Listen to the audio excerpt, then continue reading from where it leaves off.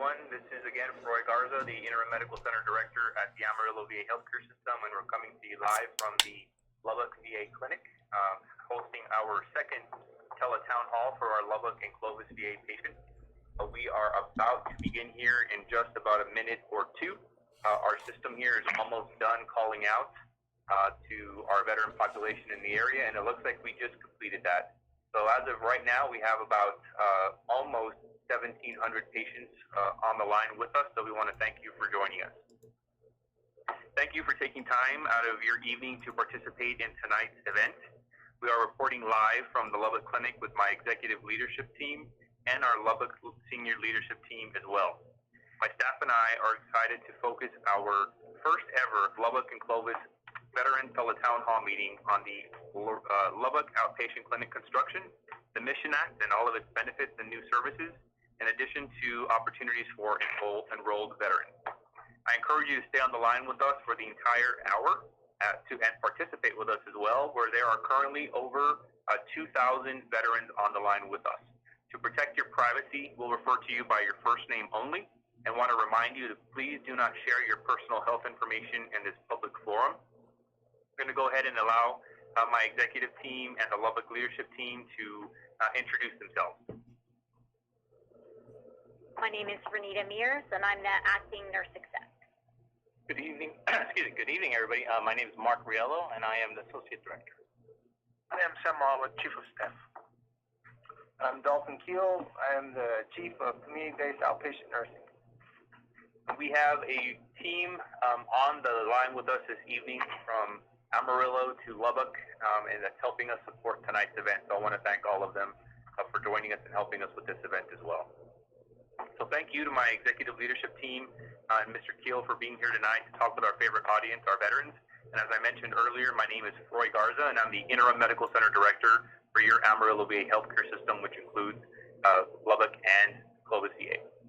Since arriving in January, I've been impressed by the quality of services your Lubbock and Clovis VA delivers to you, and the more than 27,000 veterans stretching across 50 counties, which cover the Texas Panhandle, eastern New Mexico, Oklahoma Panhandle, southwest Kansas, and southeast Colorado.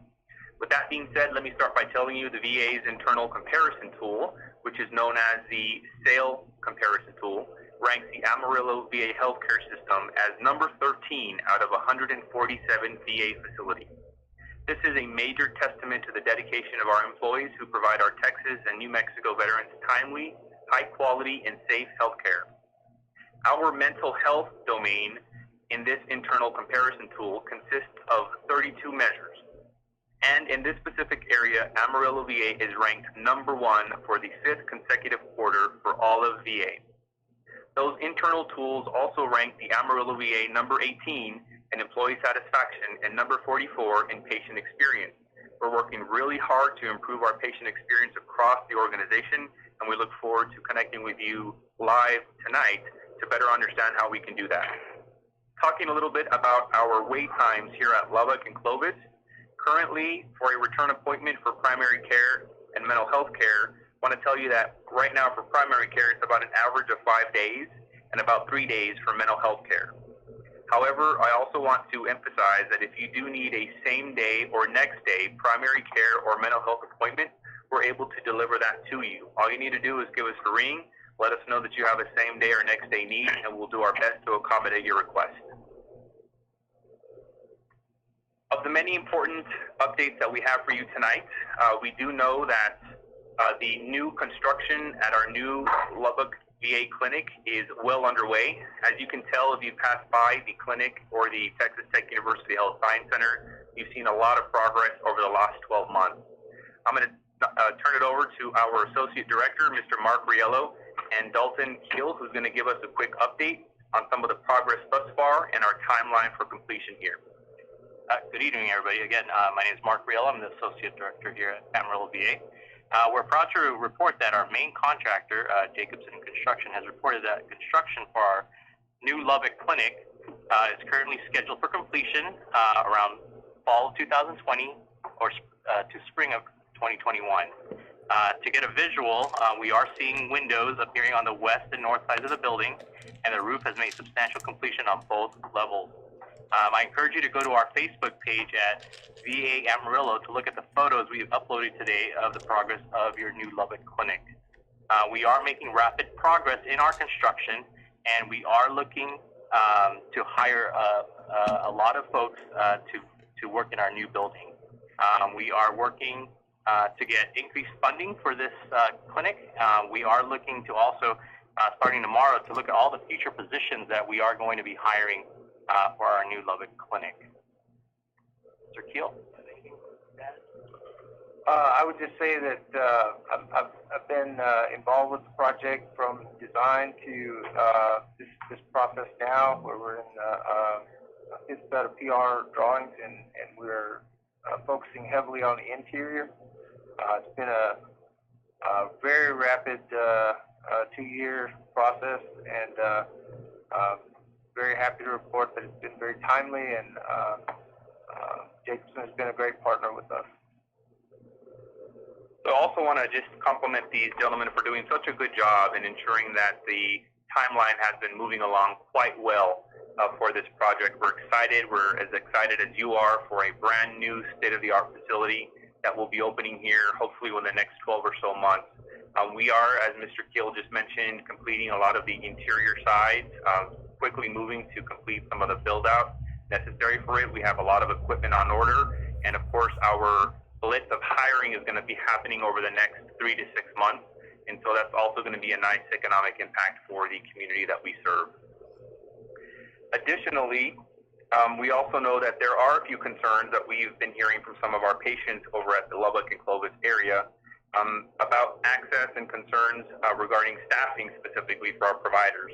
I do want to provide a quick update for you that Lubbock has just hired an additional primary care physician, and that our Clovis site will be using one of our network's clinical video telehealth teams until we're able to have full-time providers dedicated to support our Eastern New Mexico veterans. And so we can talk a little bit more about that as we continue through.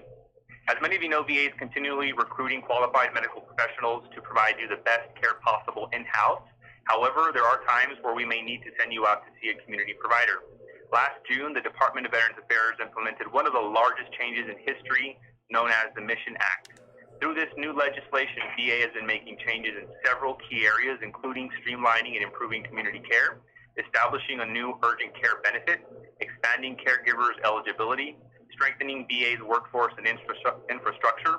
And the bottom line is that through the Mission Act, VA has additional opportunities to enhance the high-quality health care that we provide you. To begin tonight's event, we're going to start with a polling question. The way this will work is I will ask all of you on the line with us tonight a question, and we're going to ask that you respond by using your touch-tone phone and pressing the number associated with your answer. Let's jump right into polling question number 1. When you contacted the VA for an appointment that you needed right away, did you get that appointment when you wanted it? Press 1 for yes or 2 for no.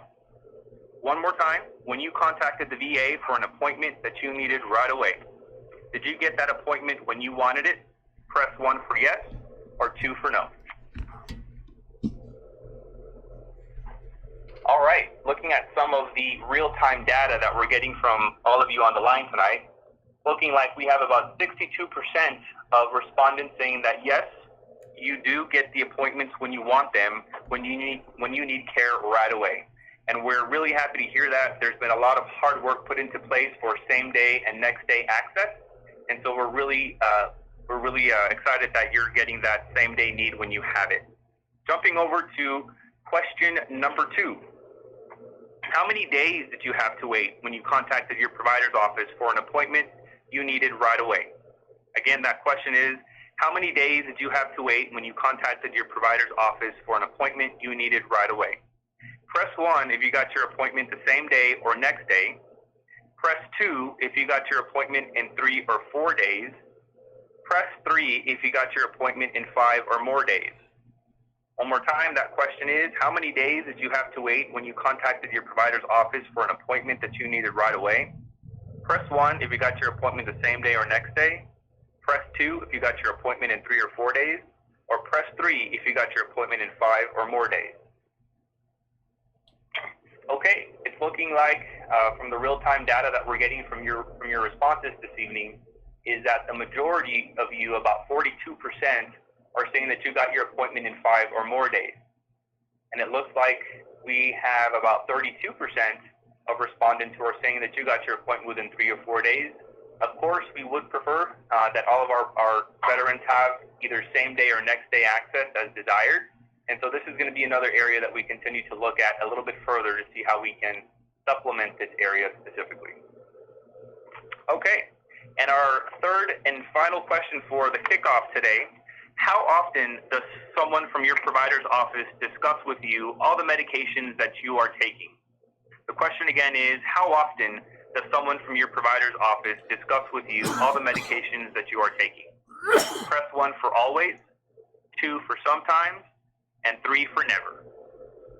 That question again is, how often does someone from your provider's office discuss with you all the medications, including side effects and benefits, that you are taking? Press 1 for always, 2 for sometimes, and 3 for never. Great. So vast majority, about 52% or so, it's fluctuating between 51 and 52, are telling us that for the most part, someone from your provider's office does discuss with you all your medications, both side effects and benefits, all the time, which is good. We expect that, and we want you to understand that if you have any questions regarding your medications, that you are welcome to ask any and all questions to anyone on your healthcare team. Okay.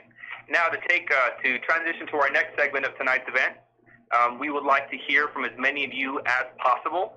If you are interested in asking us a question or sharing a comment, both positive or negative, press 0 now, and you will be linked to one of our team members who will connect you to our live line. I want to remind you that please do not provide any personal private health information during this public forum. And if you can, please limit your question or comment to 1 so that we can hear from as many veterans as possible. We still have about 2,092 veterans with us on the line, which is a great number. We want to get to as many of your questions and comments that we can. Okay, it looks like we have a message from Paul out of Lubbock. Paul, you are live with us tonight. What is your question? Well, my question was the new facility that you guys are building here in Lubbock. What exactly are the services that building will be offering to us? And furthermore, I'm a veteran who's involved in community care. I have some cardiology issues and things of that nature, and some stuff left over from some cancer that I have to see a specialist out in town for here in Lubbock. If they have somebody at this new facility that can do that, am I going to be forced to leave my current oncologist to go see that oncologist because they're providing something here now, or will I be allowed to stay with my current doctors? A good question. So once you're on community care, we want to ensure that you have that continuity with the provider in the community that you've established that relationship with. So we certainly want you to continue that in the community. We do not currently have plans for hematology or oncology at the new site, although that can change with some of our academic affiliations with Texas Tech University Health Science Center. However, for the most part, we'll certainly work with you to ensure that you continue that care in the community. And I'm going to ask Mr. Keel here to kind of talk a little bit about the services that we're going to be offering at the new site. Yeah, thank you for your question. I would offer that the services that we provide here will transition over with us, and we will be adding audiology. We'll have a much larger dental area. Mental health will expand considerably. We will have a much larger PT area. There's several specialties that are called out in our template. One of those is pulmonology, but again, as the director said, there's not currently the specialties that you're being seen in the community for. So, indeed, we would want to continue that care that you're receiving, and then just supplement with what we will be adding. So, several services that will come online that we have not had before. Optometry and ophthalmology will come online as well. So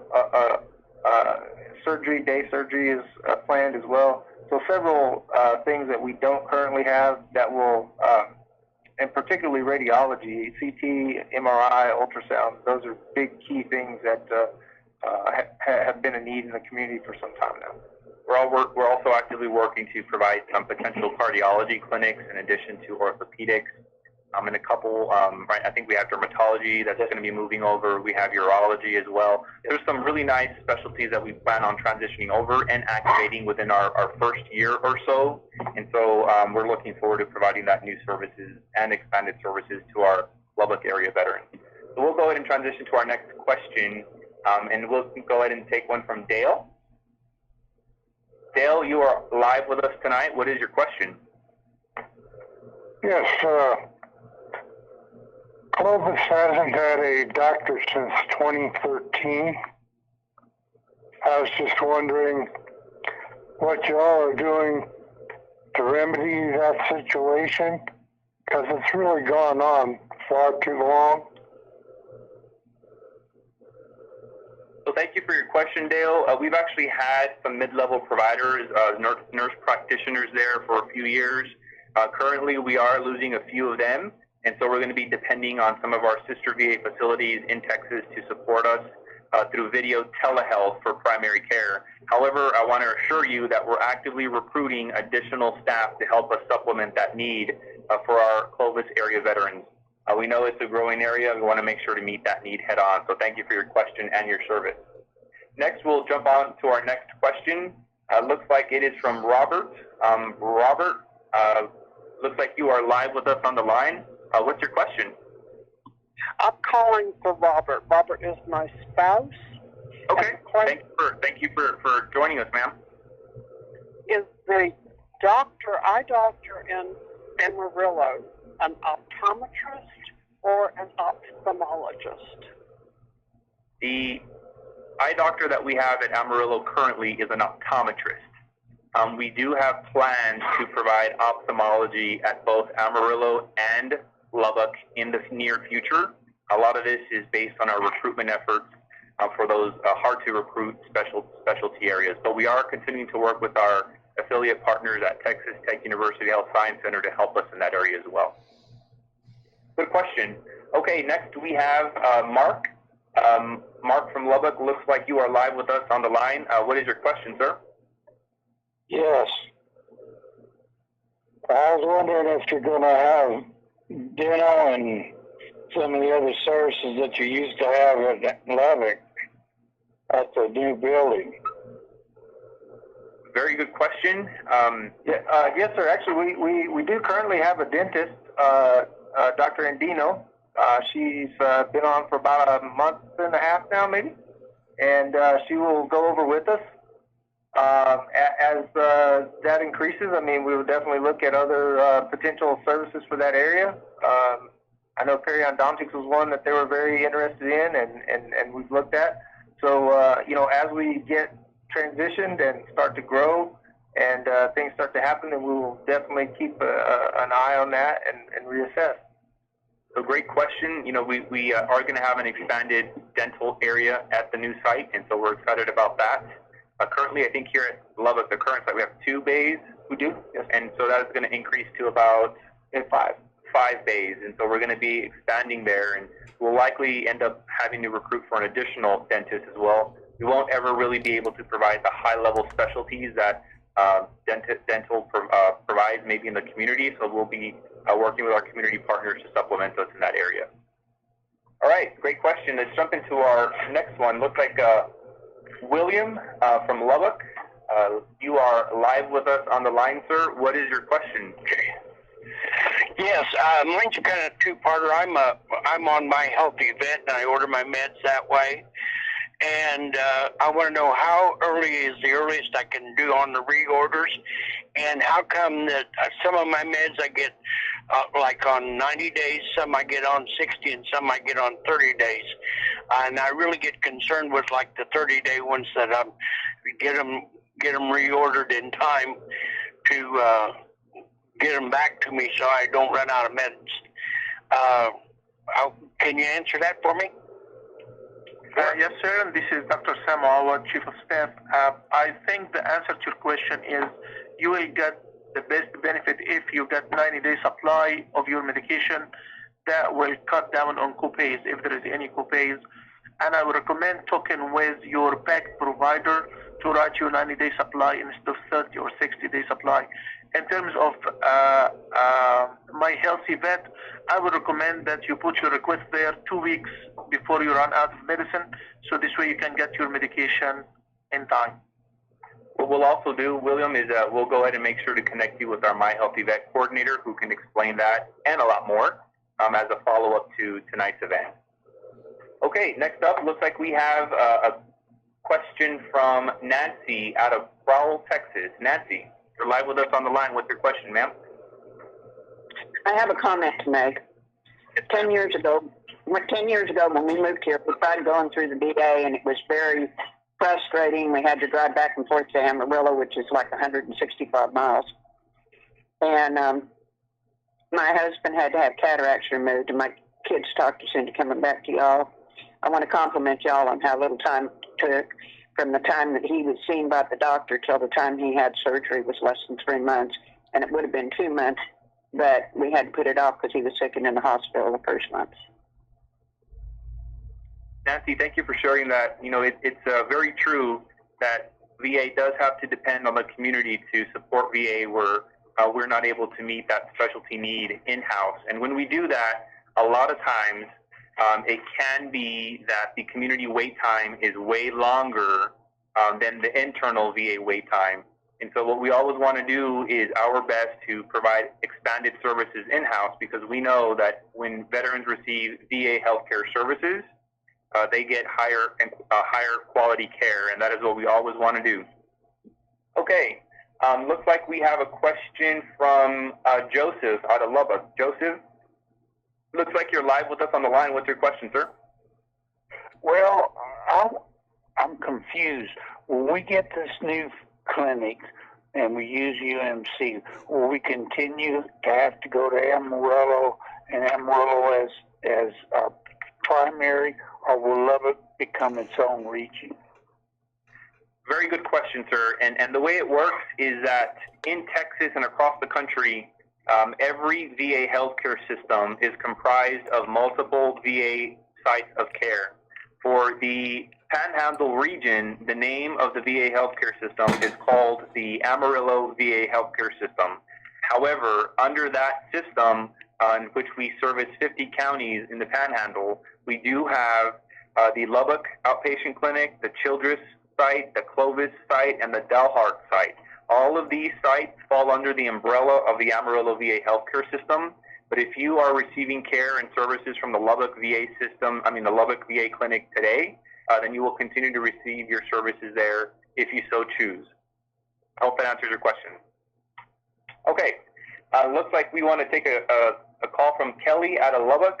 Kelly, this is Mr. Garza, and you're live with us on the line. What's your question, ma'am? I didn't have a question. I just wanted to make a comment in regards to the improvement. Well, the improvement in service and the quickness, and not the Mission Act is fantastic. That we don't have to drive to Amarillo for, small things that we have to have done here in Lubbock. And I just wanted to say hats off to you guys. You're doing a great job, and we appreciate everything that you do for us. Hey, thank you so much. It's so good to hear that, and we'll make sure to share it with the rest of the Lubbock leadership team. We know a lot of times we don't do a good job of communicating all the great things we do to our veterans and the public, so that's one area that we're always looking to do better, so thank you for sharing that. Okay, next up, looks like we have a question from Stephen out of Clovis. Stephen, you are live with us on the line. What is your question, sir? Yes, I was curious about the mental health professionals here in Clovis.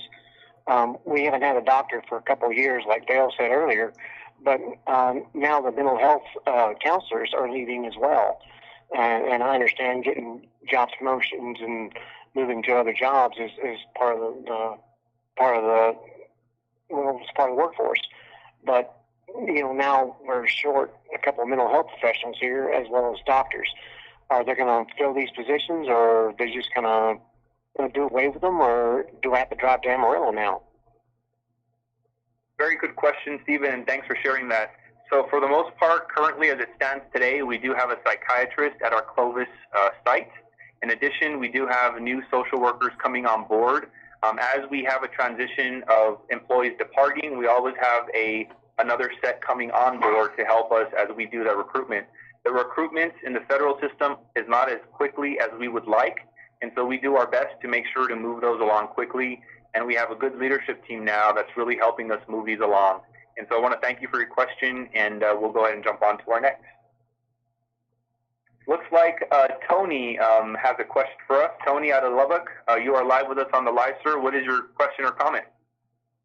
Yes, sir. My comment is I'm in the real estate business, and we transferred out here about 5 years ago. And I got to just say, I've been all over the world and been in many, many different VA clinics and hospitals, and bar none, you guys got it going on. I mean, from the courtesiness to calling in, to getting care, to the healthcare professionals to have a very sincere heart to address the current medical scenario. And what it's done for the local Lubbock community is that we've been able to kind of in some ways advertise the good care that's being offered here in Lubbock, and it's really supporting over half of our clientele, and we hire all veterans for within our own agency. And it's just kind of been a really good, stable environment for us to be able to move forward and live a good, healthy, successful life. So hats off to you guys for providing excellent health care. Hey, Tony, thank you so much for that comment. We're going to make sure to share that with the rest of the Lubbock leadership team and our employees here. So really appreciate that. Okay, looks like we have a comment from John. I think John out of Lubbock has a question. John, you are live with us tonight. What is your question, sir? Yes, sir. Overall, I've had great experience with the VA healthcare clinic. However, on the 13th of February, I sent one of my hearing aids to the audiology clinic in Amarillo. And I've made 4 phone calls up there since then, and been told that somebody will get back to me within 2 days, and I have still yet to hear from anybody. Just wondering why I can't seem to find out anything about that hearing aid.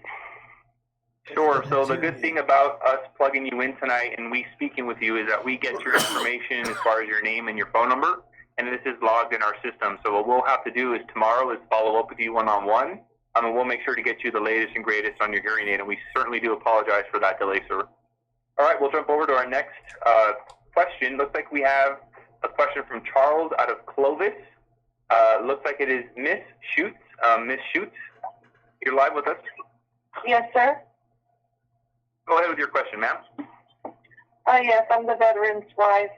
My question is, what process do I need to take for my husband, the veteran, here at the Clovis VA clinic when he does not get an appointment in time and no callback from the Clovis clinic at all? It's been over a month already.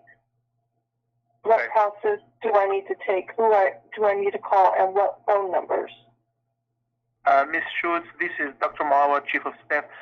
I think if you're not getting a timely appointment for your husband, you can communicate with VACC, VA Community Care Office, Frankie Robertson, and somebody's going to give you his phone number after I finish my comment with you.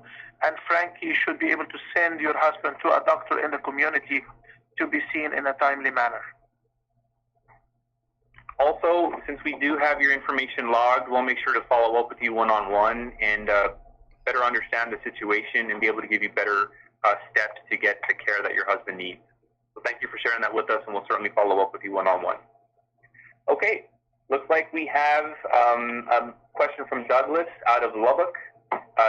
Douglas, you are live with us tonight. What is your question, sir? Yes, I want to know why it's taking so long to get our travel pay. I was in Amarillo on December the 2nd, and it took more than 30 business days for me to get my travel pay. And each time that I called up there, I was given a message that they were behind on dispersing travel pay because of technical difficulties. And My understanding was, or I had somebody tell me that they were short-staffed. They didn't have enough people handling travel pay, and that's the reason that they were backlogged, and that they were backlogged more than a month. Okay, great question. And typically, if travel pay is processed through one of our kiosks before you depart the facility, it should hit through electronic funds transfer within about 2, sometimes 4 weeks, but it should not be taking 30 days.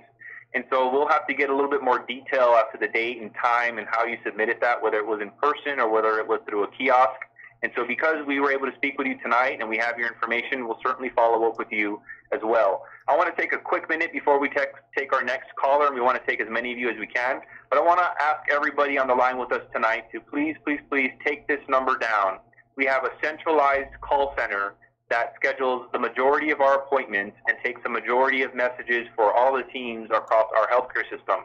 And I want to make sure that everybody on the line with us tonight is using the most up-to-date call center phone number to get what you need timely. That number is as follows: 806-355-9703, and make sure to press option 2. Again, that number is 806-355-9703, and make sure to press option 2. Again, this is our call center number, and everybody should be using this number to ensure that you get the appointments when you want them and get the messages to your healthcare teams as you need them to. Okay, let's jump over to our next question. Looks like we have a question from David out of Post, Texas. David, you are live with us tonight. What is your question or comment, sir? My comments are, I think it's amazing how y'all are able to juggle the Mission Act in with all of the other things that you have to do, and I appreciate that. And also that the cooperation between mental health and the primary care has been really good, and it helps to ensure that we get good coverage on all our care. Thank you. Hey, thank you, David, and thank you for sharing that with us. The Mission Act, similar to the Choice Act, the Choice Act is no longer in effect. It transitioned to Mission Act. Both of these pieces of legislation had a hard deadline of implementation.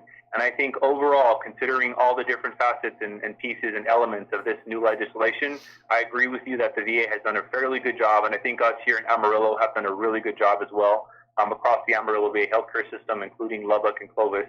And so I think everyone's done a really good job with that, so I appreciate the comments. And in addition, VA was one of the very first facilities in the country to pursue what is known as primary care mental health integration. So in the event that one of our patients coming to their primary care appointment has a mental health issue, they're able to quickly walk that patient over next door to the mental health professional and get that patient the mental health care they need. And this PCMHI, which is known as our primary care mental health integration initiative, has been really well received by our patient population, and we appreciate you sharing that comment. Okay, looks like we have a question or comment from Angie out of Lubbock. Angie, what is your question or comment? Hi, my question is about female veteran health care. I'm middle-aged now, and that comes with a lot of female health care needs and problems. And are we going to have a female health care specialist and surgical team and, diagnostic in order to help our female veterans in this new Lubbock clinic? Very good question, Angie, and thank you for asking your question. And as a female veteran population, is one of the fastest growing populations within the VA, and it's no doubt any different here in the Panhandle of Texas. And so as we expand services in our footprint with the new Lubbock construction project, we do plan on providing OBGYN services in the future. It may not be in our phase 1, if you will, but as we enhance our partnership with Texas Tech University Health Science Center, we hope to be able to provide OBGYN services hopefully in the near future once we have the clinic activated. And I would just add, this is Dalton Keel, Angie. I would just add that there is a dedicated waiting area for women and women's health, women's veterans, and that area is co-located to the women's health area. So it is being planned for, as the director stated. We're looking at that specialized service, and we do actually have a nurse practitioner here, Jackie Balch, who's very well versed in women's health and is one of the current providers we have. And I thank you for that question, and it's a much needed service, and we are very happy to announce that we have that plan for the future. Long time coming, and we're excited to provide it for you. So thank you for that comment and question. All right, next question that we have tonight is from Buford out of Morton, Texas, I believe that is. Buford, you are live with us tonight. What is your question or comment, sir? Yes, I have a problem with your communication service. I have a severe pain under my right shoulder. I called on February the 5th and talked to a lady, and she relayed a message to Lubbock, and the nurse called me, and he said, I'll tell the doctor. I heard nothing. I called back on the 20th of February, same story. I called today. I talked to a lady named Lisa, and I'm going to tell you, she is a great person. She did a wonderful job. I now have an appointment, and I wondered why it took a month, and I wonder why I have to call Amarillo and spend sometimes as much as 20 minutes on the phone to get to talk to someone. Then they call at Lubbock, and then Lubbock calls me, and then maybe it'll get to the doctor. I just wondered why you've got a phone system like that set up. Why can't we directly call Lubbock and not have to stay on the phone for an hour? Very, very good question, Buford, and I want to thank you for taking time and connecting with us this evening. I just want to give a quick note. We do have about 2,166 veterans on the line with us, so this is great. We're really thankful that y'all are joining us and joining us for an hour of your time this evening. So to answer Buford's question, we do have a centralized call center like any other large organization, both public or private, does to ensure that we have timely answering of phones and that we have a system in place that can accurately track and monitor the length of time it takes for calls to be addressed, mitigated, and then transferred and closed out. We do have a specific system in place that allows us to track all incoming calls.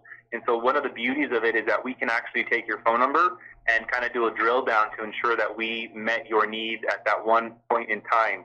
And so we can certainly connect with you one-on-one after this call and get more details about your experience. And so that way we can do some drill down and research and make sure that we can improve if we need to, or if not, just kind of learn from the experience and move forward. So thank you for sharing that. Next question we have is Joe out of Clovis. Joe, you are live with us tonight. What is your question, sir? Joe, you are live with us tonight, sir. All right, looks like we don't have Joe. His question was about dental eligibility, and if he is 100% service connected, is he eligible for dental care? The answer to that question is that you have to be 100% service connected for dental in order to be eligible for dental services under VHA, under the VA. Unfortunately, dental services in VA are one of the most the programs with the most restrictions on eligibility, and there's some very few criteria in which veterans must meet in order to be eligible for dental services in the VA. That includes 100% service connection for dental, a former POW, and a couple of other areas that I don't recall off the top of my head. But nevertheless, we'll jump over to the next question. Looks like Frederick out of Clovis has a question. Frederick, what is your question, sir? Yes, sir. How come the caregiver program is just from 9/11 to today? It doesn't go back, like go like to Vietnam veterans. Very good question, Frederick. And the new legislation that we've been talking about tonight, the Mission Act, actually contains an expansion initiative there specifically for the caregiver support program. Specifically, it's going to be expanding to previous conflicts in a phased approach. And so we eventually will get to the majority of the conflicts based on this new legislation that was passed. So if you don't mind, just sit tight. You'll be hearing a lot more information over the next several months about that expansion as the guidance comes down from central office and we're able to start accepting applications for the caregiver support program for previous conflicts. Very good question. Okay, looks like Calvin out of Lubbock, you have a question, sir. You're live with us tonight. What is your question? Yes, my question, part of it was answered earlier about the choice program in the Mission Act, where the Mission Act, the choice program is no longer there, which was replaced by the Mission Act. Are we going to be receiving new cards that we can carry with us? And the reason I'm asking is for the last 2 years, I've had to travel into Amarillo for eye appointments instead of having the VA set something up in Lubbock, which would make it more feasible both for me and the VA. Very good question, Calvin. And no, there are a major difference from choice and the Mission Act is that in the Mission Act, we are going to be locally, in-house, are going to be coordinating and scheduling your appointment out in the community. So that is one major change from the Choice Act. Additionally, there will not be a choice card under the Mission Act, at least at the present time. But what I can tell you is that if you want more information about the Mission Act and all of the different new benefits and services, you're able to visit the following website at www.missionact.va.gov, or you can call the following 800 number and ask your question there as well.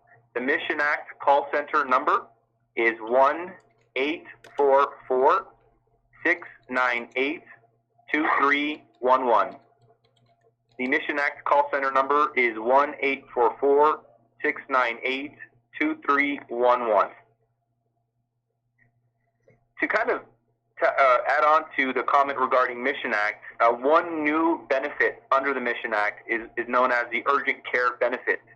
So for additional convenience and timely treatment, eligible veterans also have access to urgent care that gives them the choice to receive certain services at participating community urgent care clinics. To access this new benefit, veterans must select the provider in VA's community care network, and you may be charged a copay. To be eligible for the urgent care benefit, veterans must have received VA care within the last 24 months. This includes telehealth or VA-approved community care. And as far as copays are concerned, for priority groups 1 through 5, there is no copayment for the first 3 visits during a calendar year, and the 4th visit and all subsequent visits in the calendar year, the copayment is $30. I want to tell you that currently for the Lubbock area, we have upwards of 15 or so urgent care centers that are in network in the area. So if you do visit the missionact.va.gov website, you'll have a listing of all the urgent care centers.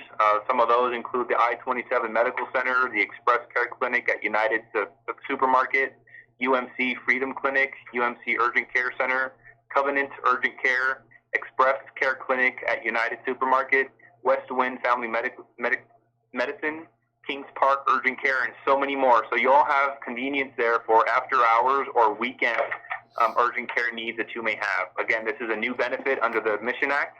And for the most part, some of you may get a copay, but some of you may not. So it just really depends on your priority group. Jumping over to our next question is Catherine out of Lubbock. Catherine, what is your question? Yes, good evening. Thank you for the opportunity for this forum, creating it so that we can vent our concerns and praises. My question deals with the 2017 medical bills that were inappropriately denied or declined. And I went on a holiday, 9/4. I contacted my VA the next day. And so I'm just wondering how that's going to be corrected. If you could speak to that, I would appreciate it. Yes, ma'am. And that is a loaded question because we can't really tell you too much without looking at the actual dates of service.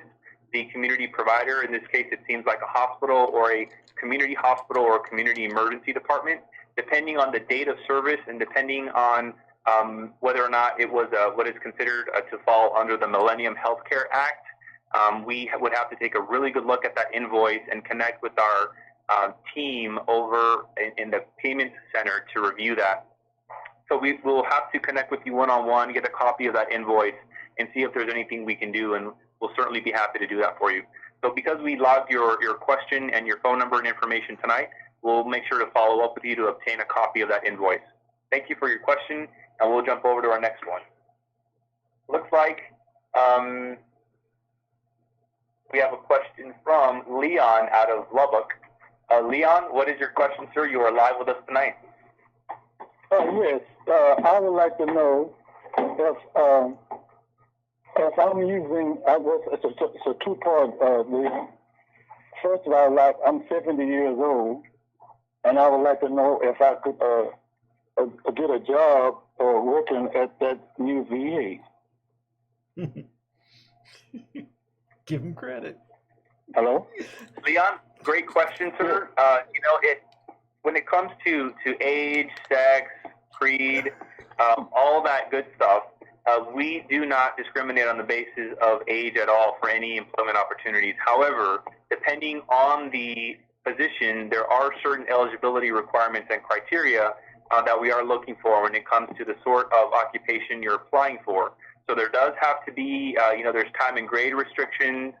There's whether or not you have the specialized experience for the position you're applying for.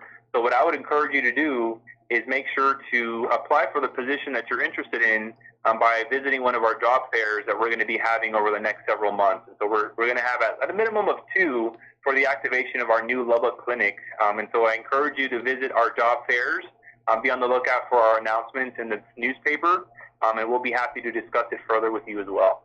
Great question. Looks like we have a question from, let's see here, Bill. Bill out of Lubbock. You are live with us on the line, sir. What is your question? Yes, are you going to have more physical therapy at the new place? And we are. I wanted to make a comment about home-based primary care. They do an excellent job. They're on time. They're always courteous. They do an excellent job. Hey, thanks for your comment, and we certainly appreciate that, and we'll relay that home-based primary care comment and kudos to the HBPC team. I do want to add, we did have our recent Joint Commission accreditation survey a few weeks ago, and our HBPC team did excellent. So I want to just recognize our team there for always going above and beyond to serve our veterans in the area. And so as far as the other question you had about physical therapy at the new clinic, we do plan on having that as a service at the new construction site. We do already provide it here at our current site, and so we're going to be looking to expand that as that sort of service continues to grow both here in Lubbock and also at Amarillo. All right, next question that we have is Michael out of Lubbock. Michael, you are live with us on the line. What is your question? First, I just wanted to say that it's impressive that you got 2,000 veterans on a single phone call. 2,201 now. We're at 2,201 now, which is great. It's awesome. Can you tell us more or expand on the mental health additions to the new clinic in Lubbock? Sure. So what we're going to be hoping to do when we activate phase 1 of our Lubbock first year is that we definitely want to provide some additional psychiatry services, psychology services, individual counseling and group therapy. As you may know, psychiatry is definitely more for medication management, and psychology is more for psychotherapy, one-on-one sessions, and then of course group sessions with licensed social workers who are trained in counseling and one-on-one supportive groups. And so we're looking to really expand our footprint for the new size. As our primary care teams grow, we also have to plan for the growth of our mental health teams. And so that is definitely something that we're planning for, and we're looking forward to expanding that services for you and the rest of our veterans in the area. Okay, we'll go ahead and take one last question before we start to wrap up. Also want to quickly mention that if anybody has any interest in any jobs here moving forward, please visit usajobs.gov, usajobs.gov.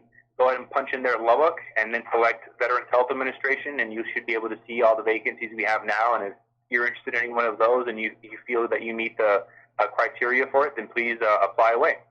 All right, our last question for this evening looks like it's Gerald. Gerald, you are live with us on the line. What is your question?